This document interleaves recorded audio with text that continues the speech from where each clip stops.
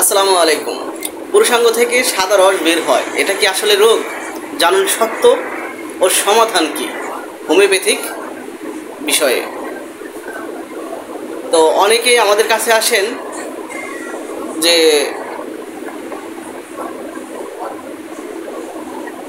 আমার পুরুষাঙ্গ থেকে সাদা রস বের হয়। তো যা হোক, সবাইকে শুভেচ্ছা। আমি ডাক্তার মহসিন খান, একজন হোমিওপ্যাথিক চিকিৎসক। আজকের ভিডিওটা একটু সেন্সিটিভ কিন্তু খুবই গুরুত্বপূর্ণ, কারণ অনেক পুরুষেরই এমন একটা সমস্যা আছে যা তারা কাউকে বলতে লজ্জা পায়। সেটা হলো পুরুষাঙ্গ থেকে সাদা রসের মতো পদার্থ বের হওয়া। অনেকে ভাবে এটা কোনো ভয়ঙ্কর যৌন রোগ, কেউ আবার ভাবে এটা স্বাভাবিক। তাহলে আসল সত্যিটা কি? চলুন ধীরে ধীরে জানি। কারণ লক্ষণ, ঝুঁকি আর হোমিওপ্যাথিক চিকিৎসা, এই তিনটি বিষয়ে আমরা আজকে জানব। তো প্রথম অংশে আমরা জানব এই সাদা রসটা আসলে কি।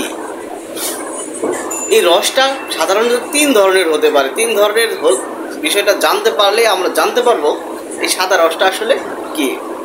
প্রথমত, প্রি ইজাকুলেট ফ্লুইড। যৌন চিন্তা বা উত্তেজনার সময় সামান্য স্বচ্ছ বা দুধের মতো তরল বের হয়। এটা শরীরের স্বাভাবিক প্রতিক্রিয়া, কোনো রোগ নয়। সেমিনাল এমিশন বা স্বপ্নদোষ। রাতে ঘুমের মধ্যে বীর্যপাত হওয়া অথবা দিনে হঠাৎ হালকা স্রাব বের হওয়া, এটাও অনেক সময় স্বাভাবিক, বিশেষ করে যৌবনে বা বিয়ে না হলে। রোগজনিত স্রাবটা আসলে কি হয়? কিন্তু যদি প্রতিদিন বা প্রায় সাদা, ঘন বা দুর্গন্ধযুক্ত রস বের হয়, সাথে জ্বালা থাকে, ব্যথা থাকে বা দুর্বলতা থাকে, তাহলে সেটা একটা অন্তর্নিহিত রোগের ইঙ্গিত হতে পারে। এখন রোগজনিত কারণগুলো কি কি? এই অবস্থার পেছনে কয়েকটি প্রধান কারণ থাকতে পারে।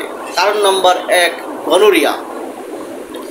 এটা যৌন সংক্রমণজনিত ব্যাকটেরিয়া রোগ। লক্ষণ হলো ঘন সাদা বা হলুদ স্রাব, প্রস্রাবের জ্বালা, ব্যথা, জ্বর, যৌন অঙ্গ ফুলে যাওয়া।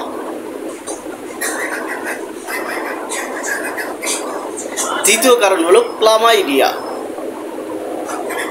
শুরুতে খুব হালকা স্রাব, কিন্তু ধীরে ধীরে সংক্রমণ বাড়ে। প্রস্রাবের পর হালকা ব্যথা বা নিচের দিকে ভারী অনুভব হতে পারে। তৃতীয় কারণ হলো প্রোস্টাইটিস। প্রোস্টেট গ্রন্থি ফুলে গেলে সাদা দুধের মতো তরল বের হতে পারে। সাথে কোমরে ব্যথা, প্রস্রাবে কষ্ট ও মানসিক টেনশন দেখা দেয়। চতুর্থ কারণ হলো ঘন ঘন স্বপ্নদোষ বা নিজে থেকে বীর্যপাত হওয়া, যার ফলে দুর্বলতা, মনমরা ভাব, আগ্রহ কমে যাওয়া, মেমোরি কমে যাওয়া বা ভুলে যাওয়ার প্রবণতা বৃদ্ধি পাওয়া।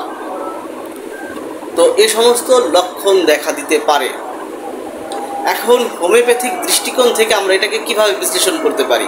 হোমিওপ্যাথিতে আমরা রোগ নয়, রোগীর স্বভাব ও রোগীর লক্ষণ দেখে থাকি। তাই স্রাব কেন হচ্ছে, কখন হচ্ছে, কেমন অনুভূতি হয়, এগুলো হোমিওপ্যাথিক চিকিৎসকের নিকট খুবই গুরুত্বপূর্ণ।